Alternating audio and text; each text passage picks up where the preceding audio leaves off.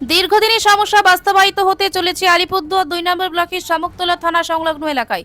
শনিবার বিকেল 3টে নাগাদ গ্রাম পঞ্চায়েত দপ্তর থেকে তৈরি হওয়া নিকাশি নালার কাজ পরিদর্শন করলেন শামুকতলা গ্রাম পঞ্চায়েত প্রধান আজেন মিনাজ এবং শামুকতলা গ্রাম পঞ্চায়েত অঞ্চল সভাপতি রাহা বিয়ম টুডু।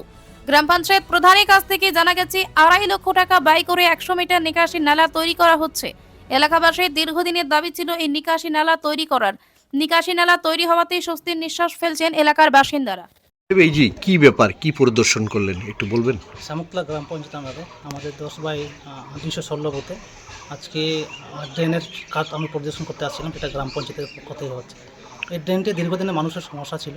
এটা মানুষ আমাকে বারবার বলছিল যে এই ড্রেনটা অত্যন্ত আমাদের প্রয়োজন। এখানে মানুষের জন্য যে অসুবিধা ছিল সেই মানুষের কথা চিন্তা করে আমরা আজকে কেন্দ্র সরকার বিভিন্ন বঞ্চনা থাকা সত্ত্বেও আমরা আজকে ড্রেনটা করতে পেরেছি এবং এইখানে অনেক মানুষজন আছে যারা উপকৃত হবে। সেই জন্য আমি আজকে এই ড্রেনটা কীভাবে কাজ হচ্ছে এবং কাজটা কত দূর হয়েছে সেই জন্য আমি আজকে গ্রাম পঞ্চায়েতের পক্ষ থেকে আমি এটা পরিদর্শন করে আসছিলাম।